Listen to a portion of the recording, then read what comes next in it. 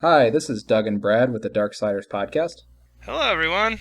So last week we didn't really talk a whole lot about games we played, but in truth we actually been playing quite a few games. So this episode we're actually going to talk about 4 or 5 different games that we've both been playing. It's gonna be a bit more stuff than used to. So the first game that we're going to talk about, I actually don't have a lot of experience, much less actually probably very little experience with the series.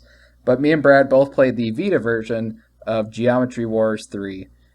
Now, since I don't have a lot of history with the series, Brett, why don't you give us a quick primer on Geometry Wars 1, 2, and now 3? Because I'm of the opinion that Geometry 1 and 2 are the same game, because I didn't really play a lot of either of them. And what I did play, which was like an hour 5 years ago, was they seemed the same. So, Geometry Wars is basically just like a twin stick shooter, more or less. Mm-hmm.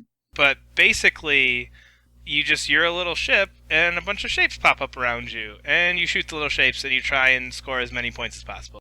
Would you call them geometric shapes in a potential war of sorts? I don't know if I'd call it a war. I think that might be a bit too dramatic. Maybe a conflict. Oh, Geometry Conflict sounds awesome. I'd play that. Yeah, that might be way better. Although I feel like that's like one of those like games you played in school, like geometry conflict, the Pythagorean theorem. Yeah, I would like trying to trick kids into learning math. Oh yeah, that's totally what that is. That's honestly, I feel like the first time I heard of this, that's exactly what I thought this was. Was it was like, why the hell are they trying to get me to play math on my Xbox? Oh yeah. Well, it's not called like trigonometry wars. Calculus wars. The derivative strikes back. See, again, I'd still play that game though. We talked about this with Math Blaster. I'd absolutely play Calculus Wars if it's some sort of twin stick shooter where I had to learn differentials and integrals. That sounds like so much fun. Anyway, so Geometry Wars 2. So Geometry Wars 2 basically just took that strategy and just did some subtle tweaks with like the way that things are working. For example, like it added like a time attack and just things like that, as opposed to getting away from just the straight like you have 3 lives, don't die of Geometry Wars 1. Just very subtle things, just different modes to play it, and always let you just kind of pick which of the 4 or 5 you wanted to do. Mm-hmm. Which I really liked. I think Geometry Wars 2 is kind of like the pinnacle of what the series could be. So Geometry Wars 3 has all that. When you go to like classic mode, there's like a classic mode option, but it adds in a whole bunch of new stuff. So it adds in basically like these 3D shapes. Prior to this, you were always playing on a 2D rectangular plane. Mm-hmm. Now you're playing on 3D figures, you're playing in circles, you're playing in all kinds of weird different little shapes. It also added an adventure mode where you play through these random different shapes, and you play through 4 or 5, and then you get to like a boss fight, quote unquote. Yeah. Which is basically just a big thing floating around in the middle that you shoot at. Yeah. Yeah. I thought the boss fights from my play. I think I played about as much of the adventure mode as you did. I think I got through about 3 bosses, and I felt like the bosses were kind of like they weren't even bosses. Like they were just like it was like levels that just happened to have like a bigger thing in the middle of it. It didn't really feel like the levels like were vastly different than the other ones. It didn't feel like a boss fight at all. It's just like there was this one enemy just kept kind of sticking around, and that was the boss. Yep, and that's exactly what it was. It didn't change anything up. It wasn't this big spectacle. It was just, okay, this enemy happens to have a health bar. Yeah. I don't know. I really like this game because it plays really well, and it is Geometry Wars. Geometry Wars 2, honestly, is in there. If you go on the main menu to Classic Mode, if you just take that little chunk, that is Geometry Wars 2. Mm-hmm. It gives you click Classic Mode, and it gives you like the 5 options. That is Geometry Wars 2. And I really like that because, and honestly, I played maybe a half hour of Adventure Mode, and that's all I've done is just play Classic Mode, which is basically just playing Geometry Wars 2. So you just like having a portable version of Geometry Wars 2, and at that point you're like 9 out of 10. This is a great game because it's just Geometry Wars 2 in a pocket. Basically, yeah, yep. And I just ignore the rest because the 3D shapes don't work well. It just becomes guesswork because a lot of times, like as you're going, the way it works is when you get to the edge of the shape, like the shape rotates, but you can't see what was on that side of the shape until you get there. In a game with like this, where it's very specific and it's very based on what enemies are coming at you, because each enemy has a different pattern, Mm-hmm. you need to think differently for each enemy. Not knowing what's there and just jumping into it, I just feel like results in like really like just irritating deaths a lot. Like it's just like, oh, I died.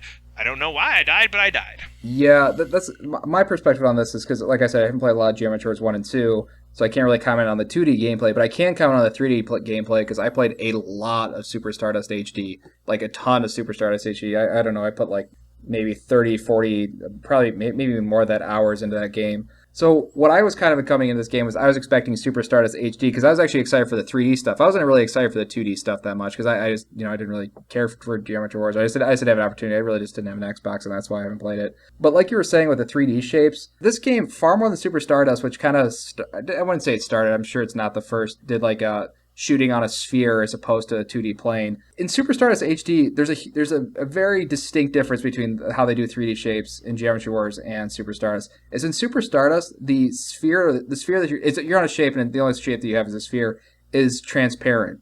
So you can see enemies coming from the other side of the planet. You can see your bullets kind of curving over to the other side.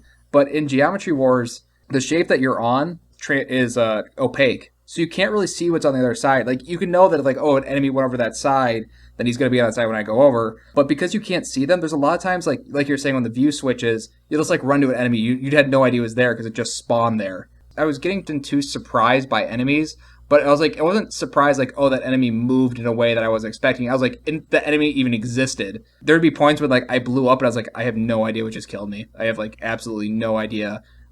But while playing Super Stardust HD, which actually is more hectic, I think, than Geometry Wars 3, there's definitely a lot more stuff on screen that you have to dodge, and it's still one-hit kill.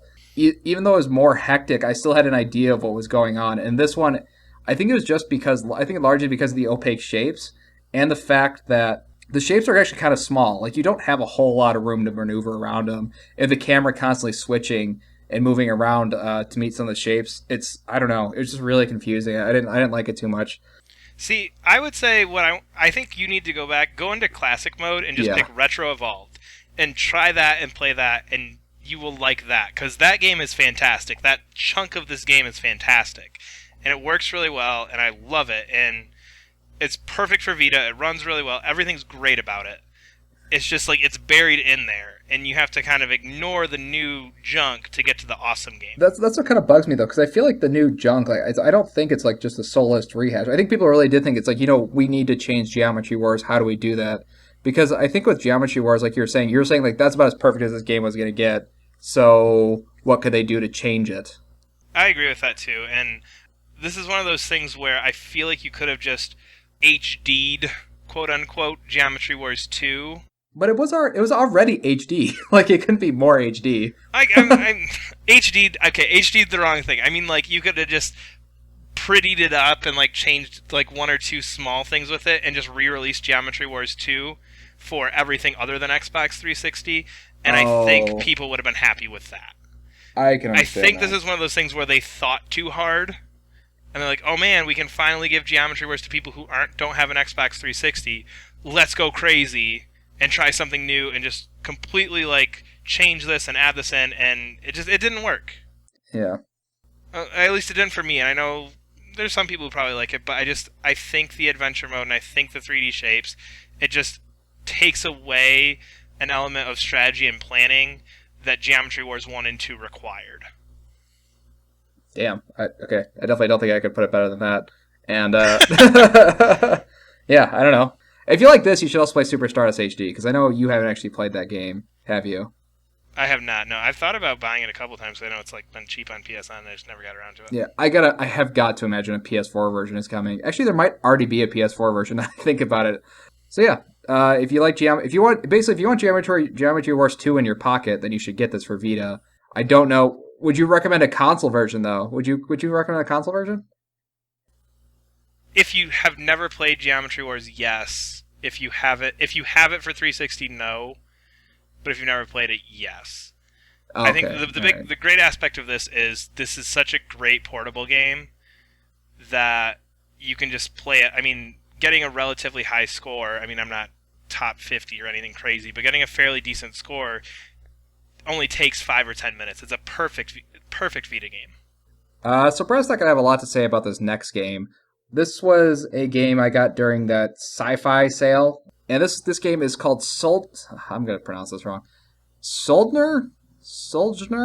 I would say Soldner. Soldner X2. I'm pretty sure it says it on the title screen. I just don't remember what it was. So you have actually played this, is what you're saying? Yes, I actually have played this game. So this is actually one of the things that I guess I've never really mentioned on the podcast is I actually really, really like shmups. I don't play them too often, but I really, really like that genre game. So I guess not everybody knows what a shmup is. Shmup is short for shoot 'em up, and it's a very specific type of shoot 'em up, which is sort of like these top down or side view arcade games, or they're also called bullet hells, where it's basically like a bunch of bullets come at you at the screen. You might have played like say 1942, which is that kind of you play as like a biplane as on the bottom of the screen, and bullets came flying at you and you shot stuff down.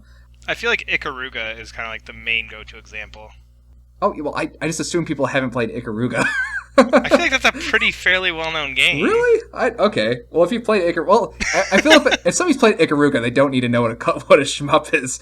I will be perfectly honest with you. I've never heard shmup until you just said that. I've heard bullet hell. But I've never heard then I'll say shmup. bullet. Okay, I like bullet hell games. Actually, I still haven't played Ikaruga. It never came out for PlayStation. I never did either. Ah, bummer.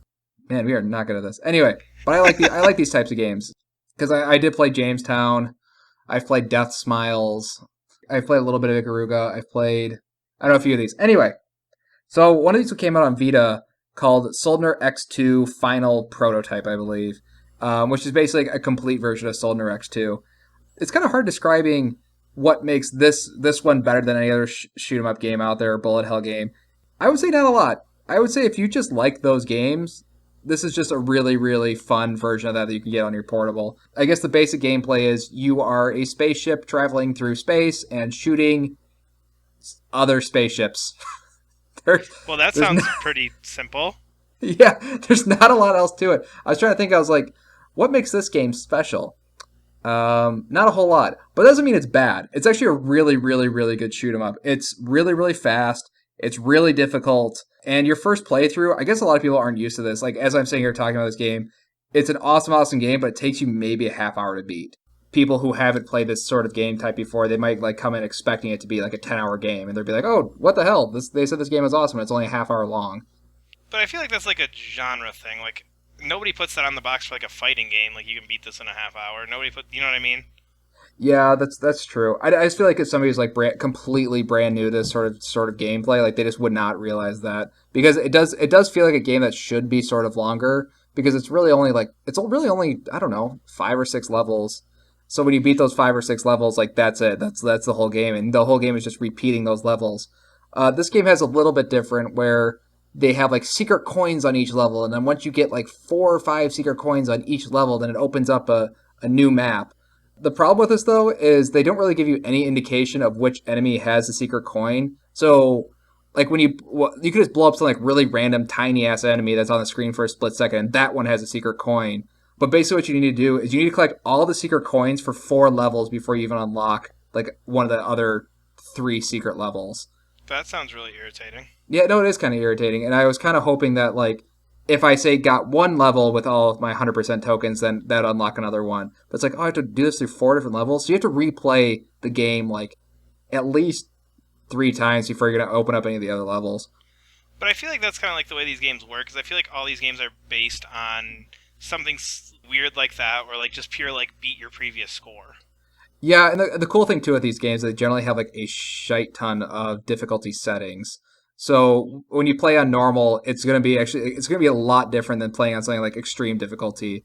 Like the extreme difficulties in these sort of games, they call them bullet hells for a reason. If you play on normal, they're kind of difficult, but when you play on something like extreme difficulty, you have you can only move like little pixels at a time as you're dodging like just a swarm of bullets. And I think they're really, really fun. I feel like people should really get into them. I think they're really irritating.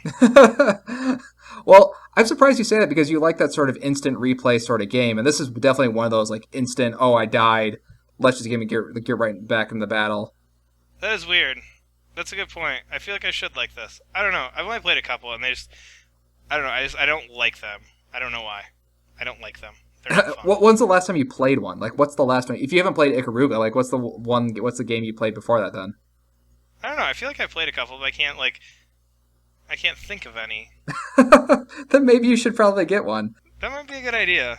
I think probably the best game, if you're listening to this podcast and you've never played one of these games before, one of these bullet hell games, like what the hell's a bullet hell?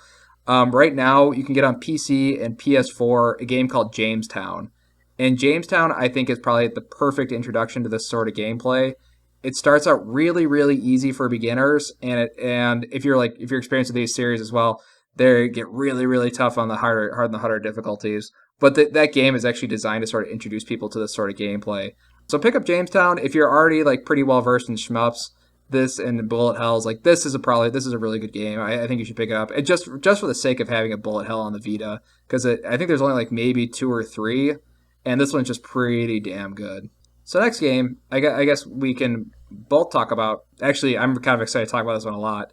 Power Stone 1 and 2. There is Power Stone Collection. The Power Stone Collection. Fred, why don't you start? Because did you play Power before getting this on Vita? Had you ever played Power Stone before? No, I had no experience with this. It was one of those games. I have a Dreamcast. It was one of those games that by the time I like got on my radar of, hey, I should play this. Mm-hmm. Like this is one of those games that has that like $80 price tag, despite the fact that it's like 20 years old. Like it's got that like weird collector status. So I've just never like wanted to put down that much money for a Dreamcast game. Oh, that's totally. Wait, so I'm surprised. Like you never played this at a friend's house or anything like that either? Nope. Oh wow. I was the only person I knew who had a Dreamcast. I feel like that's a fairly common problem. Yeah. No, that is true. I think I had like 1 or maybe 2 friends who had a Dreamcast. I always wanted one though. Although now it's like there's just no reason to get one now because I think like every Dreamcast game has been re-released on something. Yeah, like everyone that you should really play. Yeah, exactly. Yeah, so no, I basically went with this because it was like, I think it was on sale for like $2, and I just like heard that it's kind of similar to Super Smash Bros, but more in like a 3D plane. Mm-hmm. So I just kind of went with it from that, and this game is fun as hell. Yeah, and the thing is, that kind of sucks. Like we both played only single player, but man, like the entire time I was playing that game, I was like, oh god, this would be an amazing multiplayer game. Oh god, this would be an amazing multiplayer game. Oh yeah, I had that feeling a lot. Like I think Power Stone 2 is where it started getting into 4 players on the screen. Yeah, and just oh man.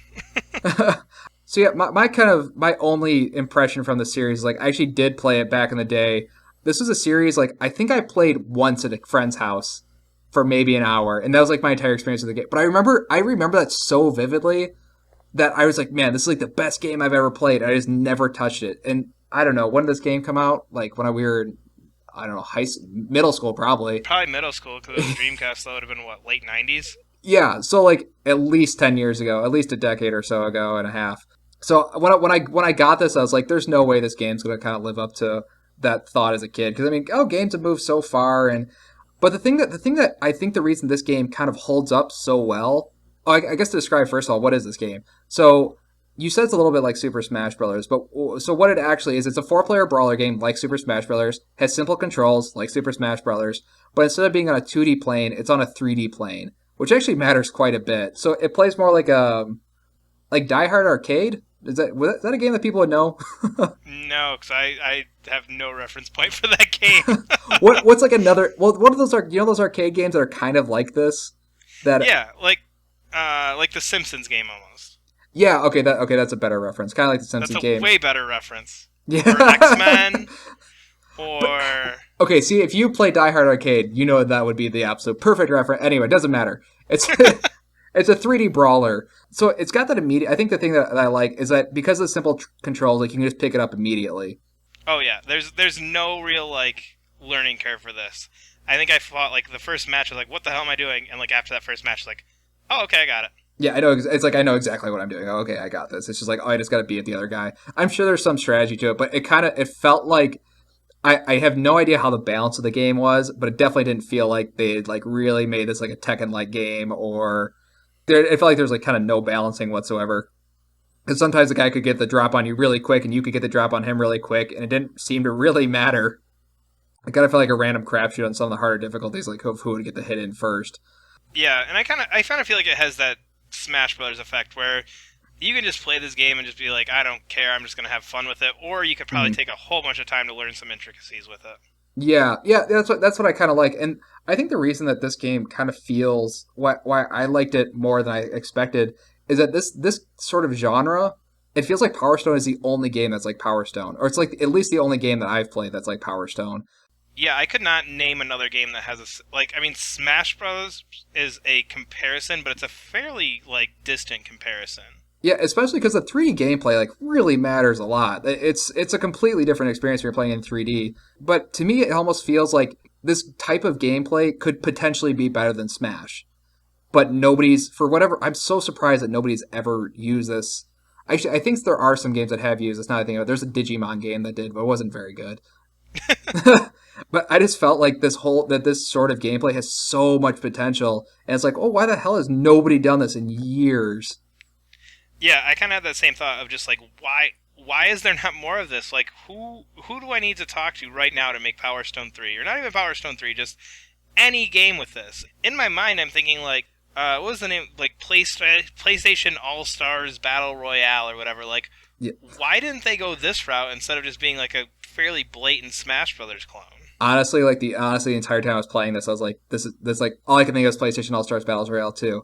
Because I feel like the item systems in this would mesh much better with like the PlayStation characters, because this has, I mean, you have like item pickups like swords, guns, things like that, which I don't think would play very well in Smash. But if you think about like the characters in PlayStation All Stars, it's Drake, it's Kratos, it's all those guys who, okay, these things would work for this. Yeah, and I think they also make more sense in like a 3D plane because like shooting a gun in a 2D plane is kind of just like it's like a line. But in this one, there's like, oh no, you actually have to aim the thing in like a 3D space Yeah. in order to shoot it. Going on a kind of PlayStation All Stars Battle Royale 2 rant. Yeah, I just thought the thing that I think of one of the reasons that PlayStation All Star Battle Royale didn't really work and why Smash does work is because a lot of the Nintendo characters are sort of born on the 2D plane. Yeah. While like almost every, I'm not gonna say every because I'm probably gonna be wrong, but like 90% at least of PlayStation characters are all 3D. Like PlayStation when it like came on the scene was a 3D console, and like they really tried to enforce that with a lot of the games. So a lot of the characters we know are like born on a 3D plane, so it makes more sense to control them in 3D. So something like this, before I had played this game, I was like, can you really do large environments or something like that? Does it make sense to? But when I played Power Stone 2, there's like a level on an airship, and I was like, oh my god, this could easily be that Uncharted 3 level with the that they had in PlayStation All Stars, where like Oh yeah. you're on Drake's plane and like the stuff falls out the back. I was like, oh, you could absolutely do that with this sort of 3D mechanic. And then I was like thinking, I was like, oh man, this would be perfect if they had like a Bloodborne level or whatever else level. I just felt like I'm not even sure if I really like these. I do like these games. I don't think they're amazing or anything. I just think that the formula has like so much potential that it just feels like as you're playing the game, it's like, God, I wish this was just a new version of this. Yeah. Going back through video games, like we've remade and rehashed so many things. Why has nobody gone back to this? Yeah, I feel like I think a lot of fighters kind of got left in the dust, especially like Capcom era ones. Like think of like all the Capcom 2D fighters and like what do we have now? Street Fighter, and I think that's Yeah.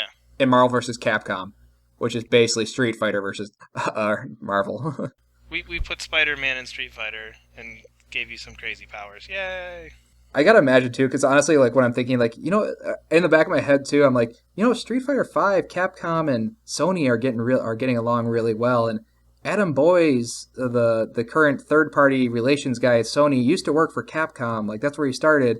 It's like I wonder if they're done with Street Fighter V, they'll do PlayStation All Star Battles Royale too. There have been like some rumblings, like this is like very just like off the cuff rumors that there is a PlayStation All Star Battle Royale too. But I really hope if there ever is one, it's Capcom doing it. I feel like that's a game that they could make an easy sequel to. It would sell. I mean, Just like this time, it won't suck. this time it will be better. Our apologies. Yeah, yeah. I actually like the first one too. It's just not nearly as good as Smash. And I think that was the initial issue with that. Is that game will always and forever be Sony Smash Brothers. Yeah, when like it obviously could have done like I feel like the Smash formula like, just could not be improved upon. But Yeah.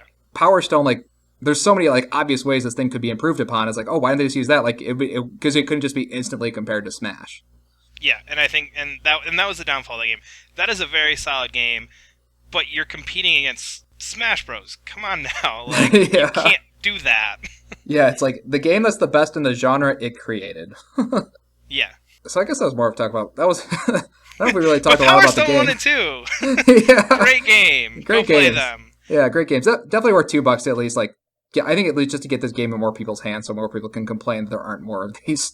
Yeah, it was on sale for $2.50. I think it was like regular. It was only like $4. Like it's definitely like I think under $5. So you should totally go get this. Yeah, I actually would love if they just did like one of those, just a release on. Why don't they just do like a PlayStation 4, Xbox One release too of like HD or it doesn't even have to be like updated graphics. It could just be the exact same. so I can play it 4-player, which I can't do on my Vita. Yeah, exactly. And play online or something. I don't know. Whatever. So the next game we played, well, actually, I didn't play this. Brad played this one. Brad, for whatever reason, has not played The Last of Us on PS4. He beat the PS3 version and just did not want the PS4 version. I don't rebuy games. So, It's stupid. I have new games I haven't played. I'm not rebuying the same game. all right. But because of that, you never actually got to play The Last of Us DLC. But you recently, I guess it's another on sale thing. Like I said, all of our recently played games are just dictated entirely by sales or if they're free. So you got to play The Last of Us DLC. So yeah, I want you to take away from here because, like I've said before, I didn't really play The Last of Us too much. Yeah, so I don't buy DLC too often, but this is one, like, I loved The Last of Us. That game is fantastic. I can honestly say this is probably, like, the first DLC pack I've bought in, like, a year or two. I don't know why, I just don't do it. You should buy more DLC. There's like some good DLC out there. I'm sure there is. I just don't... I don't know, in my mind, like, when I beat a game, I beat a game. Like, I'm done with it. Like, we can move on now. If I want to replay it, I'll replay it. I can move on. Oh, yeah, that's true. If I want more, there's more. I can just hit the New Game Plus button.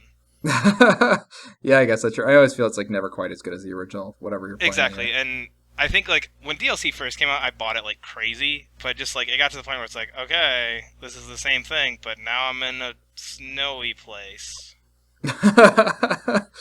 Yeah, no, I totally understand what you're saying. They don't really do any drastic changes. So, like, as you're saying all this, how did you feel about this DLC? Was it... I loved it. It was fantastic. So what makes this DLC different than the DLC you had in the past, and, like, why did you actually pick this one up? Okay, so I picked this up because Last of Us is just, it's such an amazing game, and I honestly didn't, really all I knew was that it was story DLC, and it focused on Ellie, that's all I knew. Mm-hmm. I don't really know how much to talk about this game without doing spoilers for The Last of Us, just because it takes place in the middle of The Last of Us, so even, like, saying, like, this takes place blank is kind of a spoiler for Last of Us. So if you haven't played Last of Us, I'm not going to spoil, like, the ending, but, like, the middle of it. But anyway, so yeah, go away if you haven't played that game yet. Unless you're Doug, who hasn't played that game yet. You need to listen still. I watched that entire game. It's just not for me. Anyway, continue.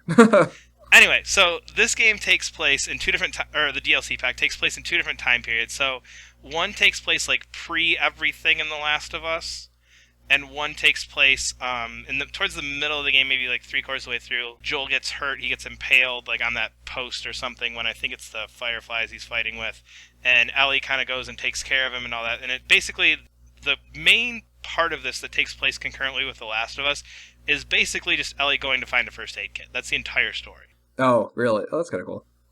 But the way that this works is like it's purely a story DLC. All this is narrative. Mm-hmm. The entire DLC. There's maybe like 3 actual fights in the entire thing. 90% of this is just walking around. Is that a good thing? It works. Oh, okay. I don't know if it's a good thing. Like, I would not suggest, like, hey, Halo 5 DLC, Master Chief walks around a mall. Probably not going to work. Oh, yeah. But because this is The Last of Us and because, like, it's such a narrative game, it works really well because all this does is just drive the character of who Ellie is and what's going on with it. Mm-hmm. I'm probably just going to end up spoiling this. So if you want don't spoil, like, listening. I mean, don't spoil it, because, I mean, like, if we're talking about it, like, it can spoil The Last of Us, because that game came out a few years ago, but, I mean, The Last of Us DLC is still, it's not relatively Yeah, new. but I'm trying to think about how to, like, describe what's...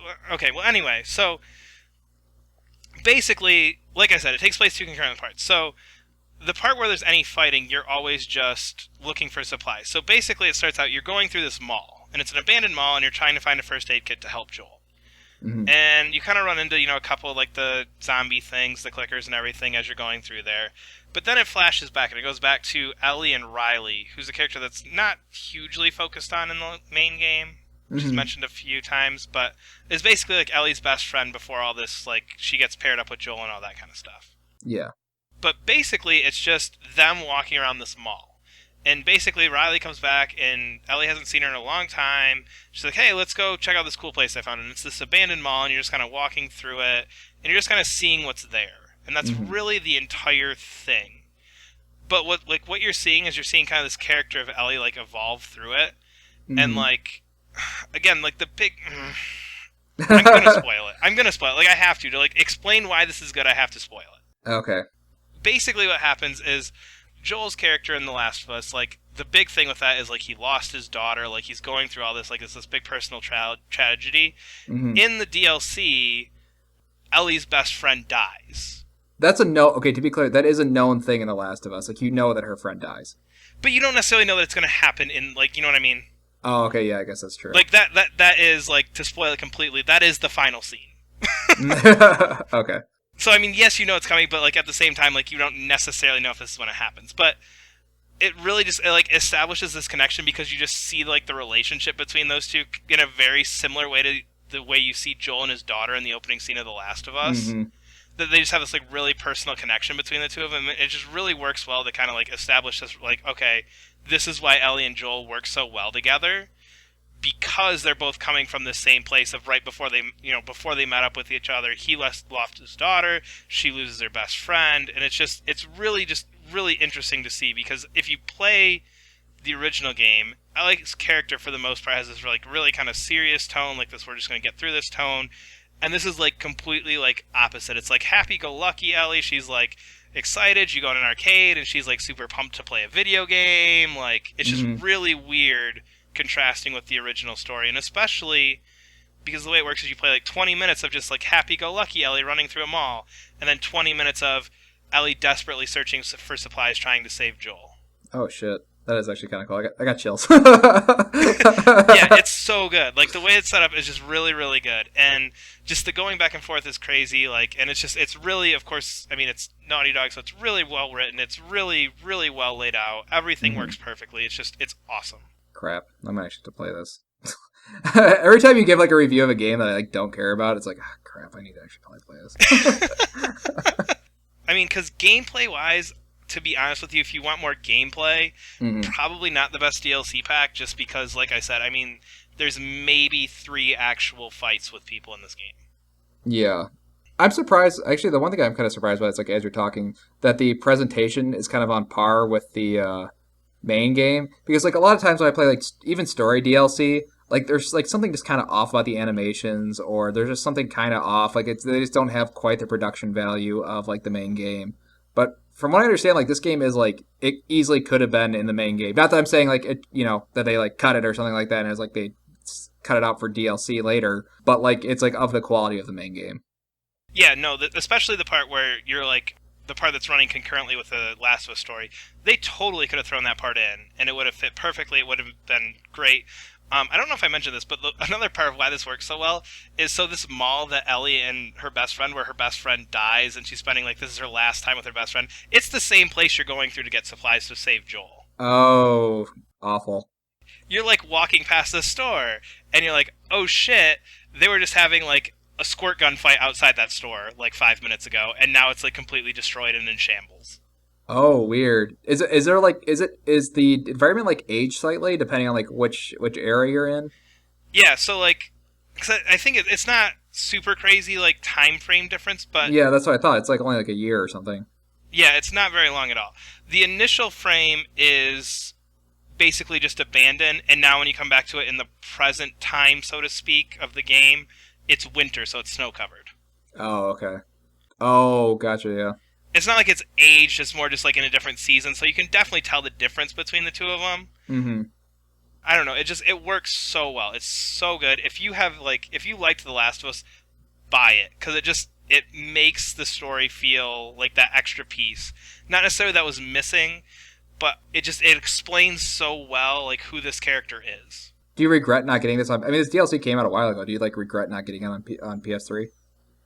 I don't regret not getting it. I mean, I should have gotten it. But... I think I remember yelling at you like last year or something about getting the DLC. Probably. Yeah. I feel like the Ground Zero is like, dude, it's like $6. Just go buy it. Like, I don't know. I don't know. Like, it's not like a necessary piece, but it puts things in a different light, which I think is just really cool, and it makes just like some of the initial scenes in my mind. Like, I almost want to go back and play some of like the initial scenes between Joel and Ellie. Just now seeing, okay, they're coming from kind of the same like background, and like just some of the interactions make so much more sense. Huh. Yeah, but I would definitely recommend you go play this. It's awesome. Shit, I'm probably gonna go play this too. And like Doug said, I played The Last of Us on PS3, and I hate rebuying games.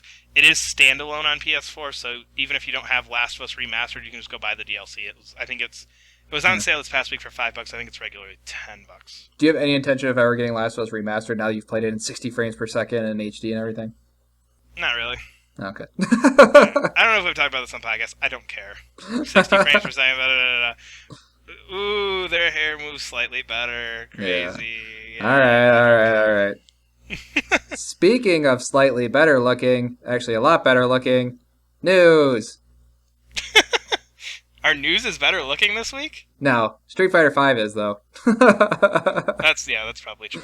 So we're talking about news now, and so some of the big news that came out this week. This kind of came out a little bit last week, so we're a little bit late on this one. But Street Fighter V, so all of the DLC is unlockable in game. From what I understand how the system works, is like you get sort of two currencies in game, which is always a bad thing. which is like, this is the currency that you buy, like that can buy like stupid stuff, and here's the currency that actually buys real things. And I from how they explain it, like you can earn both currencies in game just by playing the game, which sounds really good, which results in you can actually earn tokens to get all of the DLC unlockable in the game. But they've been really, really coy on how much you actually have to play the game to get the coins that mean anything. Yeah, and I think that's going to be where this lives or dies. This is an awesome idea if it's doable. And I think that's going to be where the hiccup with this is going to come in, is Street Fighter is such a hardcore game for a lot of people that yes, there's going to be those 1,000 or 2,000 people that oh yeah, I can earn that DLC in a day. Yeah. And then there's going to be people like me who just like to play I'll play through the story mode a couple times, play online for a bit, get my butt kicked, and call it good. I don't know if I'm going to be able to earn everything. Yeah, I don't think people expect you to earn anything. I think they actually do expect you to buy the characters. I think this is just a way that in theory, it should reward everybody for playing the game, but in actuality, it's probably only going to reward the really, really hardcore player. But I don't know. I think right now this is a good idea, but until they actually announce whatever that ratio is or matches or whatever the actual numbers are, that's going to come down to this is the best idea ever or this is effing terrible. Yeah, and I mean, even if it does come out just terrible and it's oh, once you win 100 matches, you get a costume or, whatever it is. Yeah. It's a good precedent to set, I think. And it's something that I don't feel has been tried very often. No, yeah. And I'm sure there might be an example of something, but I can't come up with one. Mm-hmm. Because I could see this being something that, in the future, okay, this is a really good way to do DLC. If you are really into this game, you can earn it. Because I feel that's what games used to be. Yeah. You know what I mean? Yeah. I'm thinking back to Tekken 3 and some of just the nonsense you had to do to get some of those characters. Oh, yeah, like Dr. B and Gon and stuff like that. Yeah. Yeah, you had to go through a ridiculous amount of shit to get those guys unlocked. I love the idea of you can still do the ridiculous amount of shit to get this unlocked, or you can give us $1. That, to me, is a great way to do fighting game DLC, because that way it is rewarding the players who just want to be able to play through this game and unlock stuff. Mm-hmm. And it's also giving those people that, I just want all the characters so when my friends come over, I can have all the characters. Yeah. I could see this being a very good system. It's just a matter of, like you said, what is it actually going to come down to when they announce specifics? Yeah. Actually, I think the thing that was kind of cool, I think a lot of people were kind of focused on this. I think the cooler part of all this was that you only had to buy one copy of Street Fighter V to get all of the versions. Oh, God, yes. Which is awesome. Yeah, because, the Street Fighter is I think it definitely was at least one of the first games to start being notorious of having a million versions of it. So the fact that you only have to get Street Fighter V, and even if you don't get the characters, you still get to play Ultra Street Fighter V and Super Street Fighter V and Super Ultra Street Fighter V with one copy for free, from what I understand. And that is pretty cool. And I like that just because, and they talked about this in their press release, of fracturing the audience. Yeah. And that's such a big issue, because I know I'm not a huge Street Fighter fan, but I own Street Fighter 4. I don't own Ultra Super. Don't own Super, but I feel right now if I were to put in just plain old Super Street Fighter 4, there would be no online audience at all for that. No, yeah. But if I put in Ultra, there's, thousands of players right now. Yeah, I think you might even be 2 versions behind or something like that now. I have I bought Street Fighter 4 on release day 5 years ago or whenever it okay. first came out. So I have that version and that version only. Because I don't rebuy games. Would you mind if other games did this? Like, would you like if something like this was like, say, for Madden or FIFA or NHL? Uh, yes. Yes, you would like it, or yes, you would mind and you would not like it. I think I would like it. It would depend on how they did it. I'm not super into like some of the more hardcore fighting games where there's like minor tweaks that like people think like change the entire balance of a game. hmm So I feel like I'm speaking from more of a casual fan of that and more of a hardcore fan of sports games. So we talked about this in our last episode where like the subtle tweaks in sports games I notice a Yeah. lot. I feel like to me, as long as they still did those, because I feel like a lot of that would then just get into the like, oh, we're just doing a roster update, which is what a lot of people think sports games iterations are when they're are to a point, but not completely. Yeah. So I don't know. I think if they still did like, hey, you buy this $60 game, and maybe that's good for 2 years, and next year we'll just add in some kind of new feature. You know what I mean? And whatever Oh, we decide yeah. to add in next year will be there. So like 2017 would be like 2016 1.5 sort of thing, and then like Yeah, 2018 would be like the full new version. yeah. That will never happen because EA makes a shit ton of money off these games. You'll still pay $60 for NHL every year too. So I have paid $60 for every I've owned every Madden since Madden 64, and I've probably paid $60 for each one. and you will still continue to do that.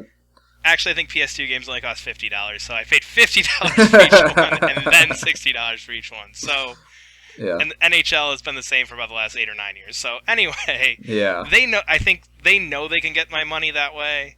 I think Street Fighter probably has a bit of a bigger issue with that, just because I don't think the audience for Street Fighter is as big. Oh yeah, it's like you don't have to just like being a really casual football fan is like not a hard thing to do. Being a casual fighting game fan, much less a hardcore fighting game fan, is like really narrowing your audience. Yeah, because I mean, I would say I'm a casual Street Fighter fan, and I will not buy an updated version of Street Fighter. I have Street Fighter 4. Because it doesn't matter as much to you. I can understand that. So yeah, I think this is a good way to bring just everybody on board. Again, this is all like, we'll see when the numbers actually come out if this is all good or if this is all horrible. So real quick news, Del Toro and Kojima are still working on something. Something, not Silent Hills. It's not Silent Hills. I'm thinking it's just going to be a short film or a movie or something, because Kojima like is always whined he wants to do a movie. It seems like Guillermo del Toro could actually do that instead of How many video games has Guillermo del Toro been attached to at this point? Is it only two that I know at least two, because Silent Hills and then Insanity. I gotta imagine there's another one in there too. Those are the two that come to my mind, but I feel like I'm forgetting one. Yeah, so do I. I do imagine there's. But that's what I'm saying. Like Kojima doesn't have a team, and Guillermo del Toro has like any movie he would like. He could make. He's making Pacific Rim 2. Like he can make whatever he wants. Yeah, I feel like if it's a movie, I don't give a shit at all. hmm Yeah, I think a Guillermo del Toro game is much more interesting than a Hideo Kojima movie. Yeah, I feel like a Hideo Kojima Guillermo del Toro movie is just going to be a Guillermo del Toro movie. Yeah, with like I don't know, some weird military shit. Like I don't think Kojima could improve Guillermo del Toro movies, but I think Guillermo del Toro could definitely improve Kojima nonsense. Yeah, I think that's a great way to put that. Yeah, actually, what I would really like is that they did like not PT necessarily, but if they did like another sort of small thing like that, I would love a small like a short film game, kind of like PT or something. And I mean, I could see them doing that too. I mean, just a small team, something really subtle. Just I think that's a lot of Guillermo del Toro stuff is kind of more that subtle aspect. Not necessarily his more well-known things like Hellboy and Pacific Rim, but some of his smaller films. Yeah, like Pan's Labyrinth and Devil's Backbone and stuff. I would still like to see it with a 3D with like a monster to fight a monster that Guillermo del Toro created. Yeah, that would be kind of cool. Yeah. So yeah, that was just a quick one. They're working on something. That's like pretty much the entire news. I think that just came from an interview. Somebody said, "What do you think about Silent Hills?" And he was just like, I'm kind of disappointed we can't do it. Me and Kojima are still working on something though, and that was like it. Yeah, no, exactly. So Half-Life 3 just doesn't seem to be happening. It seems like, although to be fair, this isn't really news. This kind of came out recently I guess somebody at Valve had finally spoke up and said, like, there's only 10 people working on Half-Life 3. There's no real story done. There's no real gameplay getting done. And I get it. I kind of get it. Like, I don't see like, if I was Valve, like, why would I ever work on Half-Life 3? Yeah, that's not where their money is at this point. No, it's not even close to where their money. They're making like billions on other stuff. Although I think that one of the more interesting things that came out of this was they actually directly referenced the backlash from Mass Effect 3 is one of the reasons why they didn't want to do Half-Life 3. I thought that was the most interesting aspect of all of that because I think that now because it's so easy to like just say your opinion out loud to a lot of people that especially when it comes to video games, like people tend to like overreact like a shit ton. Like Mass Effect 3 did not have a good ending. Did Mass Effect 3 have a death threat sending ending that had like million that was worth like having like a million people call like the developers like assholes and stuff? Like no, absolutely not. I can see why Valve would want to avoid something like that. Yeah, but at the same time, I feel like those are very different games. I understand that, but then do your game right. You know Oh what I mean? god, Like, damn. God, that sounded really shitty. Yeah, that sounded really shitty. To be fair, I have no problems at all with Mass Effect's ending. So, Oh, weird. okay, not no problems. It was a ending. Like it was kind of like a oh well okay, we can move on now. It Yeah. wasn't like a God I hate this, God I hate this. But anyway, like I don't know. I understand that. Like I just I also feel like this is getting to the point where it's like the audience for Half-Life is so far gone at this point. Hey, we are still a tried and true fan base. Okay, yes, I will agree with that. But like I don't know. I just feel like I feel like it's almost like Shenmue 3 at this point. You know what I mean? Where Yeah. like it's gonna hit that cult group really, really hard, Yeah. and then like a lot of mainstream people are gonna be like, you know what I mean? Because think Half-Life 2 Episode 2 was what, like 2005? 2007. So 8 years ago was the last reference of anything Half-Life. You know what I mean? So Yeah. that puts your audience in a really weird spot because like the people who played Half-Life 2, I mean Episode 2 even, you figure if they were 13 when they played that are now 21. You know what I Yeah. mean? Like your audience is aging. Like it's gonna be that Shenmue 3 cult appeal. Like the main like not necessarily Mhm. the main, but like a big group of gamers is like that 13 to like 25 range. I feel like. Yeah, and like most of the other people like just don't even care anymore. Like just kind of grown past like not playing video games anymore. Yeah. So I mean, I feel like it's just gonna have that cult appeal at this point. So it's like I don't know. I'm curious to see like if it ever happens. I'm just curious to see what comes of it. You know what I mean? Yeah, I kind of wish that they would just give it to somebody else to do. Like I don't know, Valve to me like Valve doesn't actually have to do Half-Life 3, especially not the Valve that's there now. Like I feel like there's like plenty of other talented teams that could probably do a damn good Half-Life 3. It just doesn't necessarily have to be Valve. I don't know if Valve would ever give up their baby to do that, but they don't seem to be playing with their kid. They seem like have like they like forgot they abandoned their kid like 10 years ago and they're like, yeah, I'm sure he's doing fine. How many people are even left from the Half-Life team? You know what I mean? That comes into play too. Yeah, like I remember like one of the news articles that came out. That was like a really minor news article. We didn't even mention it, but like one of the like last remaining Half-Life 2 artists had just left Valve, like maybe in May or something like that. Yeah, so it's like at this point, like even the people who are working on it, it's essentially a new team anyway. It's just going to have the Valve logo on the front, which I mean, as a publisher, it would anyway. But Yeah, that's kind of why I'm like, just I feel like there's probably some passion. There's some team out there who wouldn't mind like trying it out. I think at this point, it's just one of those things like let's put it to bed and just be all really excited in E3 in 4 or 5 years when it shows up like the Last Guardian did. Yeah, And we'll just all sit there and go like, yeah, nobody cares anymore. Nobody cares anymore. Oh shit! yeah. No, exactly. There's a lot of yeah. Although to be fair, I was actually real quick on that Shenmue Kickstarter.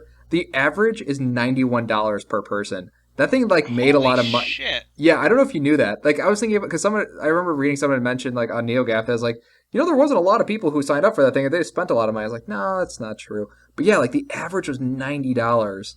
But Damn. that's that whole thing. Like that's like a small but passionate fan base, and like is Shenmue 3 made a lot of money, but it didn't really make a lot of pre-orders. So I don't know. I guess we'll have to see how that goes. I think depending on how well Shenmue 3 goes, will be like a lot of these like older franchises that need a lot of money to like be real sequels. I think that's when we're gonna see like if these things are actually worth it to do. I don't know. I'm always curious about that, like resurrecting something 10, 15 years old, just because of that age difference and that Hmm. different stage in life. I mean, Half-Life 2, I was playing it in high school. Yeah. You know what I mean? Now I'm definitely not in high school anymore and married. Like all this other junk. Like have an adult job. Like Yeah. I still happen to play video games, but I know a lot of people I was playing video games with in high school who don't. Yeah, yeah. I mean, like, and like to be fair, like Half-Life like started in 1998. So like Yeah. you got to even go back farther than that. Like I mean, you were talking about like Half-Life 3 as being the sequel to Half-Life 2, but it's also the sequel to Half-Life 1. So, but I also think this is all that's like it's it's like that. I think that's going to be a big question in the future, especially like the next decade or so. It's like, what do we do about an aging fan base? Like when most of our fan base is going to be like we were going to be in our 30s and 40s, or I mean, I might still be playing video games. I assume I will be. So like, what are games like AAA games going to be like designed for 40-year-olds? Like that, I'm actually really curious about. But that's a question we'll have to answer in the future. So next big news, I find this kind of interesting. I don't know if most of our listeners are, but Odin Sphere. Oh god, I'm going to try to pronounce this.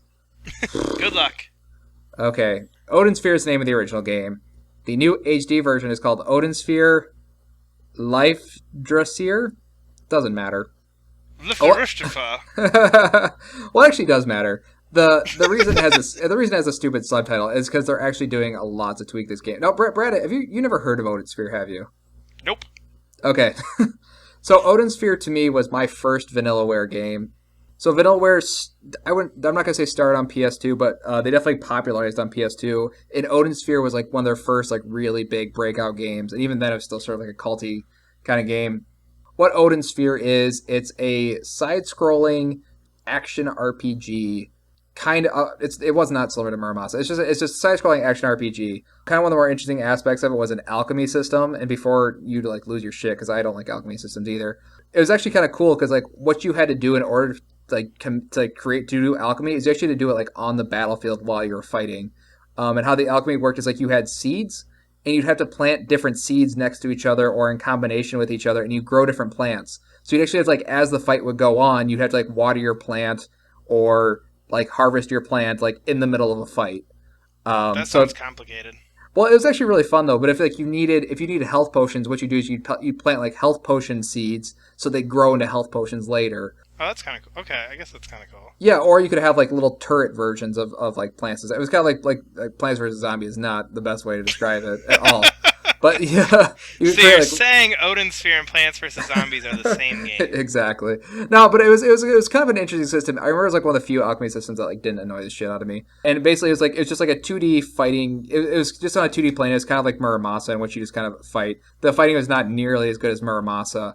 But my major complaint with this game, I remember as a kid when I'd read a review for it, it's kind of repetitive. So I was like, oh, that's fine. I'll go play it. I'll rent it. This was like literally the most repetitive game I think I've ever played. Like in what sense?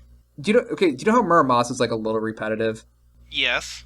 Muramasa is like, even as repetitive it is like lessons learned from Odin Sphere, and it's still kind of repetitive. But like the problem was, it's like you had to replay areas like over and over and over again. So there's like 5 characters you can play. I don't know how many characters. I'm gonna say 5, but that's wrong. There's like 4 characters you play as. So you play through the story as one character, and as you play through the story, you have to go through areas like multiple times. So now you play as a second character, and you go through pretty much those same areas, and then you get some new ones. So you end up playing over the same areas like 4 or 5 times throughout the game. And it's not even like different battles. It's like, because it's kind of like the same thing as Muramasa, where you have like individual arena screens. Yep. So it's kind of like that. So you play through that same arena screen like just over and over and over again. And it's really frustrating. But luckily, they did say they're going to change some stuff. And one of the things they actually did say, like specifically, is like, it's not as repetitive anymore. It's like, ooh, now I'm interested. So they actually said like one of the things that they wanted to change was that it would not be nearly as repetitive. And they said they're going to change the alchemy system a little bit. I don't remember it being like that bad though. I remember actually liking the alchemy system, so that actually has me a little worried that they're completely redoing the alchemy system, and they're changing the fighting a little bit, so it's a little bit more like Muramasa. Yeah, I really liked Muramasa, so I'm curious just because of that. Yeah, and the thing that I think that's going to be really awesome, this is coming out on Vita, and I think Muramasa was helped a lot being repetitive, but it was on Vita, so you could like kind of turn off when you wanted to, so it's like a really good like pick up and play and then drop because it was so repetitive. So I think it's going to really help this game not feel as repetitive, because it's now turning into a pick up and play sort of thing. Like I think this game like on a console probably won't be very fun, unless they do some like radical changes.